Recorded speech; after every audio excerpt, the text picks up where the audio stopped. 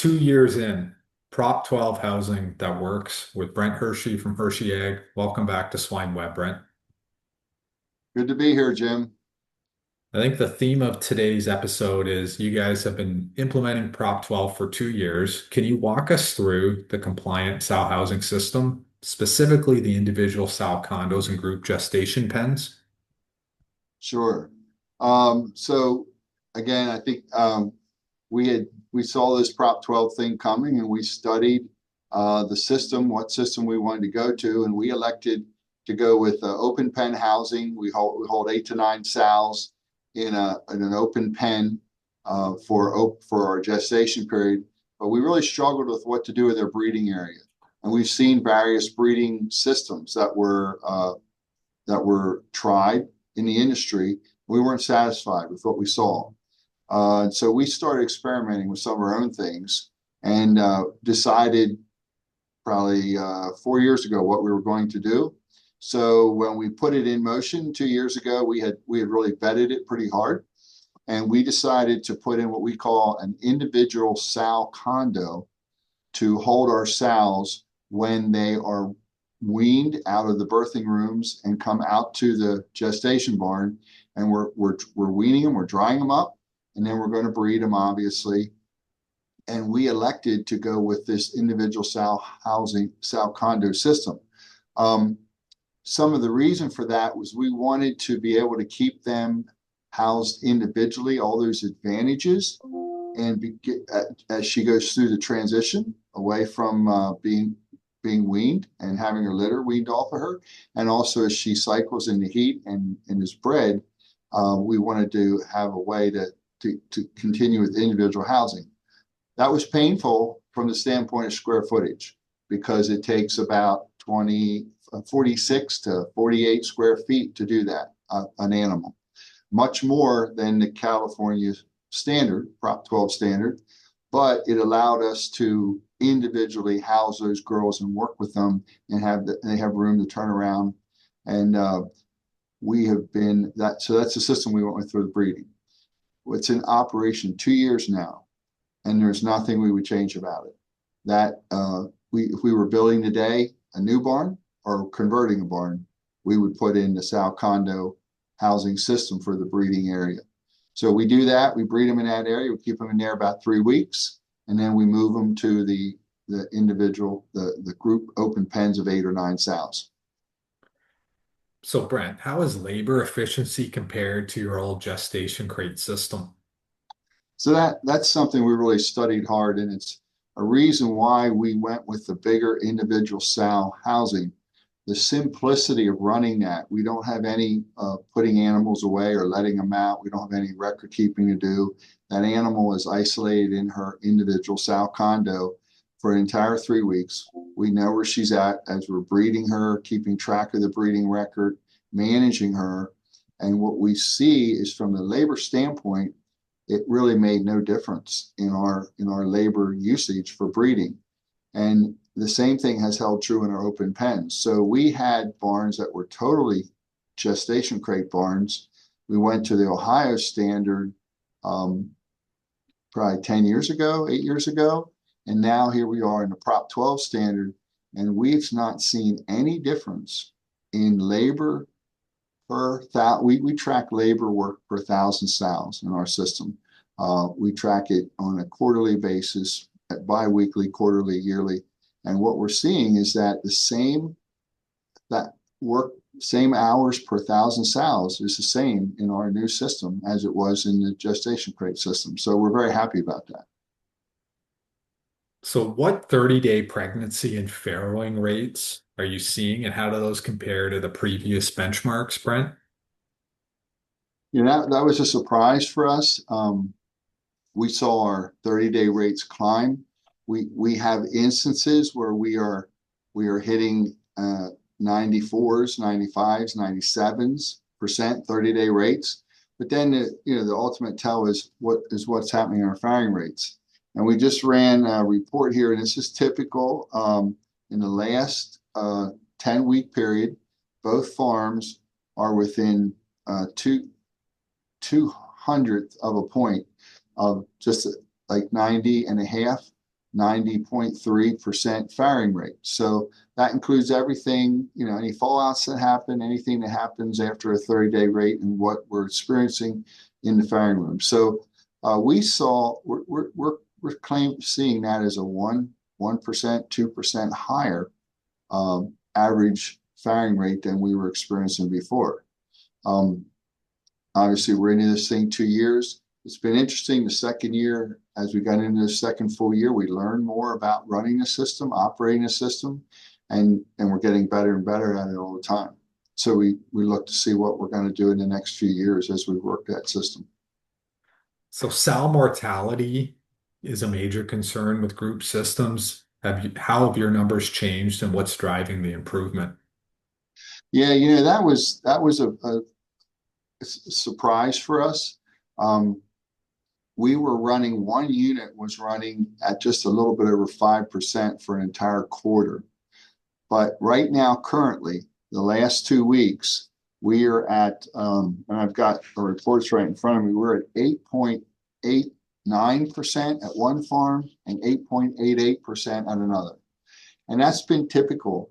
What we see is that with open pen housing, as we think it's forced our managers and our work personnel who are really working around those animals to be a little better at animal husbandry, because we need to take a little time and observe them in the pens. And where in the crates, they were locked in that crate, and you look to see that an animal clean their feet up and things like that. Where in an open pen, 8 or 9 in a pen, we think sow husbandry was forced to improve a little bit. We give it some credit to that, and some credit we give to the fact that the animal is free to move around, stretch her legs, and move freely, and we think physically that's better for her. So Brent, you mentioned hitting over 30 pigs per sow per year. What are the key factors that enable that performance in a Prop 12 system? Well, I think the right breeding system is very important. A breeding system that lets that animal express herself and recover from weaning well, and also respond to the breeding process. We're keeping her separated and apart for that 3-week period. Good husbandry in our barns, as far as we observe and walk the barns with our open pens. I think it's important that we obviously would still treat animals that need treated and things like that. Another thing too is it's important to keep a good balanced sow parity. It's important that gilts are successful in your system, and properly acclimating gilts, starting gilts, giving gilts enough time before you're breeding them is an important part of a well-balanced herd. And also, I think that the condition you keep your animals in, feeding the animal and keeping the animal in a good condition is another important piece of it. And then it all comes back to good people that are working in these farms. We're very fortunate to have really strong work crews, really strong people that have been with us for years. And so that's a great thing. We're very thankful for that. How did you solve for sow summer heat stress, and what impact has that had on winter and spring closeout weights? Hmm. Yeah, we do a couple things. We have a fan system in our gestation barns where we use fans through the barn that push air and water that blows off the fans. It's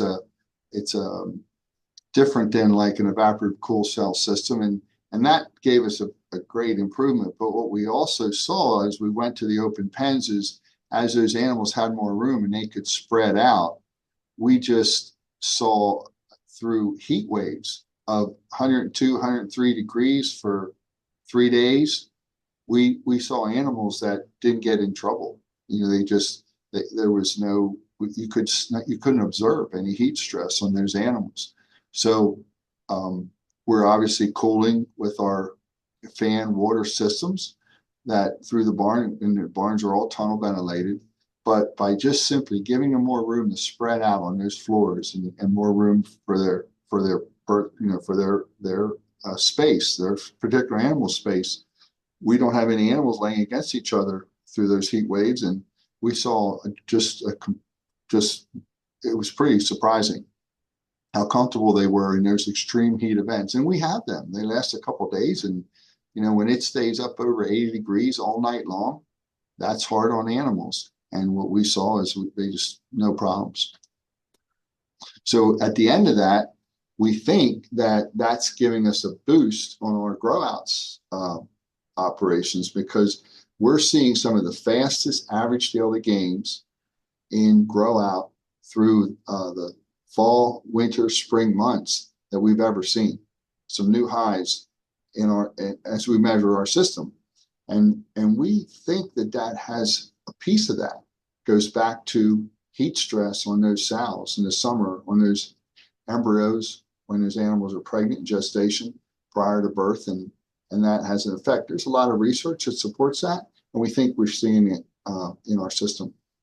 Well, you've had a lot of success with this, Brent. Now, I want to talk about the biggest lessons over the last 2 years. And what would you say to producers that are still hesitant to the transition? I think the point that we really wanted to make in this discussion, Jim, is we would not change anything if we were going to do this today.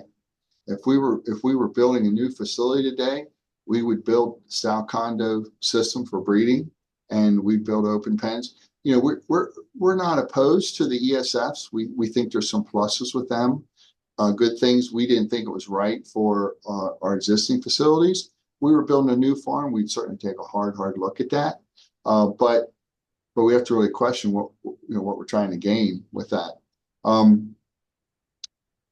I think having a plan, having a team that understands your plan prior to doing it, I think that you don't need to be scared of this. This is a system that works. There's really no surprises.